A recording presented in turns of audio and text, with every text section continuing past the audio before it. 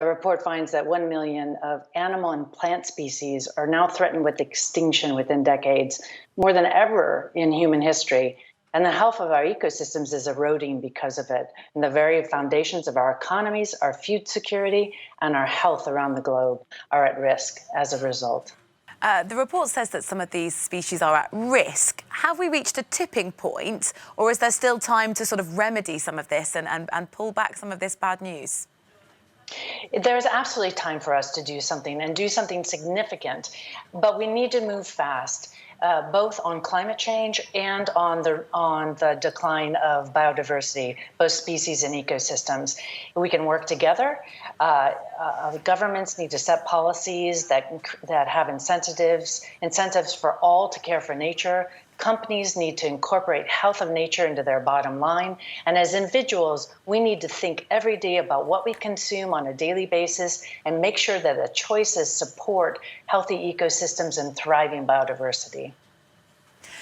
I mean, listening at home, you might think, well, I've heard this before. You know, what actually needs to happen next? What pressure are you going to apply to mean that there'd actually be concrete change? Well, you know, the interesting thing is we know exactly what we need to do, and we're doing them in certain places around the planet. We just need to ramp up the scale of which we're taking care of our soils, taking care of our forests, and taking care of our oceans to make sure that we have healthy ecosystems in the future. Very simple things. Consume less meat, make sure that we're actually eating food that is produced sustainably and produced in a way that gives back to the earth, gives back to nature. And lastly, make sure that none of our products are coming from as a result of the deforestation. As you show those pictures, many of our species are being lost as a result of rampant deforestation in the tropics and throughout the world. And the coral reefs are being lost because of the increase of climate change. Choices that we make every day, that governments make every day, can make a big, big difference if we work in a concerted effort together. Rebecca Shaw there, speaking to my colleague Rosie Wright. Now, Russia's emergency ministry says it doesn't plan on grounding its fleet of superjets after one of its passenger planes crash-landed on Sunday, killing at least 41 people. The aircraft caught fire as it made a bumpy emergency stop at Moscow's Sheremetyevo airport. The plane was flying to the northern city of Murmansk when it reported problems and tried to land. No official cause has been given yet for the disaster. Well, for more on this story, let's talk now to NBC News' Moscow producer Elena Holodny, who joins us. Elena, what's the latest on the investigation? Right, so investigators are looking into a number of possibilities as to why this happened. Earlier this morning, the investigative committee specifically pointed to the possibility that the pilots and the crew were insufficiently qualified, first of all. Second of all, they're looking into the possibility that there were some technical issues. And thirdly, they're looking into the possibility that weather may have contributed to this somehow. In other news coming from them, they say that they found black boxes from the plane, and they're expected to glean maybe some information about what actually did happen from those black boxes. There had been some concerns over the reliability of the superjet before, we understand. What more can you tell us about that? Right, so there have been a number of questions about the plane over the years. It's a relatively new plane, and back in 2012, during a demonstration flight, one such crashed over the mountains in Indonesia. And in more recent years, a lot of these Sukhoi superjets had been grounded over concerns about technical issues. Interestingly, however, today the transportation minister said that they will not be grounding these planes following Sunday's incident, unlike in the past. Elena, and also questions are being asked as to why fire crews didn't seem to respond that quickly to this plane coming down at the airport. What have Russian authorities had to say about that? Right, so there's been a lot of questions on Russian social media about this. People have been wondering why fire crews had been slow to respond, or rather were not immediately on the scene. Another question that people have been talking about is video footage on social media had shown that people were getting off the plane with their passenger luggage in hand, people have been asking questions if maybe this action had inadvertently prevented more people from getting off the plane. And so more broadly, people have been wondering why things had not been happening faster. At the same time, Aeroflot did say that they managed to evacuate everybody within 55 seconds, which is faster than the industry standard. Elena Hodney with the latest on that investigation into that Russian plane crash in Moscow. Thank you. Now, global share prices have tumbled after the US President Donald Trump said the US would raise tariffs on Chinese goods worth hundreds of billions of dollars.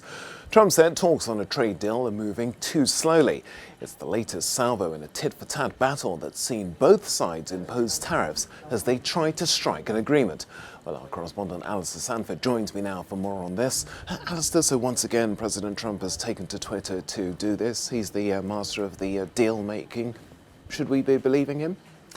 Well, let's look at what the reaction's been. I mean, you could say that we expect Trump to be unpredictable, but certainly what he's done now has caused shockwaves in markets around the world. First of all, in Asian markets, and that's been followed by the European markets this morning. Shares have fallen. Now, in the UK, the markets there are closed because of a public holiday, but Germany's DAX is down. That's particularly sensitive to issues concerning trade and China. The markets are also down in France, Spain, and Italy. In Beijing, this has caused consternation. It led to suggestions that they may actually pull out of the next planned talks this week in Washington. A 100-strong delegation was due to go. Now, the foreign ministry in Beijing says preparations are still going ahead for the talks to take place, but they won't give a date, so it could be that there's going to be a delay. Also, there are questions as to whether the Chinese vice premier, who was due to lead that delegation, will actually go. Why? All because of this. Donald Trump's latest tweets fired off last night. The first one, he issued a reminder of what China's been paying so far. And on those other goods he mentions, worth $200 billion, he says that this Friday the rate will go up from 10% to 25%. And he went on to say in a second tweet that $325 billion of additional goods, which have until now been untaxed, will also have that 25% tariff slapped on them. And this because he says the pace of talks is too slow. It seems certainly that China are pretty weary of what they see as Trump's bullying tactics and these constant ambushes by Twitter. Lots of people are saying they simply don't want to negotiate with a gun to their head. Okay, well, as you say, this delegation was due in Washington this week, so where does this leave these discussions? Well, who knows? It could change from one day to the next. And last week, the word from Washington was that things were going well. The Treasury Secretary, Steve Mnuchin, said progress was good. The President, Trump, on Friday himself said that they were close to a historic deal. Is this just a tactic to increase pressure on Beijing to wring out some last-minute concessions? It could backfire if so. Others say there is genuine angst in Washington at what they see as Beijing reneging on certain commitments made earlier. But if these tariffs do get imposed, it means pretty much all Chinese exports to the US will be subject to these tariffs. As for the impact, you may have seen in his tweets, he said the economic impact is great in the US and most of the costs are borne by China. Now that's disputed by plenty of people who say actually it's the American consumer who's paying for this. Farmers are angry, not least because they've seen the cost of farming equipment go up. Why? Because of tariffs imposed on steel and aluminium. So also the trade war is hitting farm exports from the US. So it really is causing quite a lot of havoc. And also having an impact on global trade generally. Okay, and so we've got until Friday to see whether that threat is taken up. Alistair Sanford, thanks for joining me on that story. Now to Gaza, where Palestinian officials say an Egyptian-mediated ceasefire agreement has been reached with Israel. A Hamas spokesman confirmed to Euronews the ceasefire came into place early this morning. It follows 3 days of violence in which at least 20 Palestinians and 4 Israelis have been killed. Gareth Brown has this report.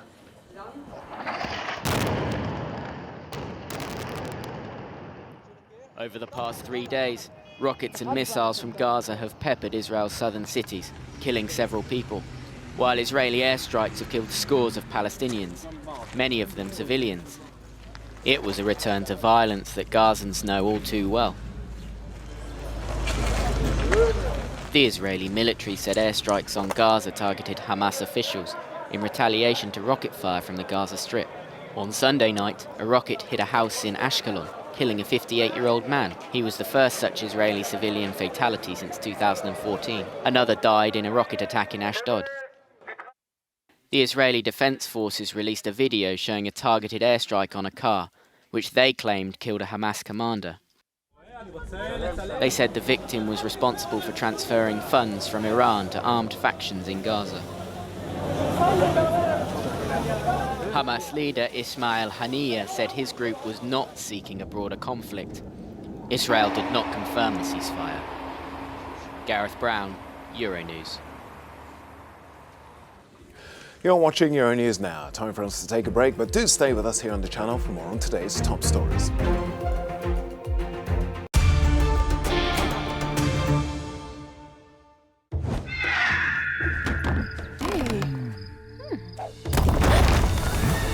Forge of Empires. Develop your own city from the Stone Age to the future. Available in the App Store and at FOE.tv. Play now.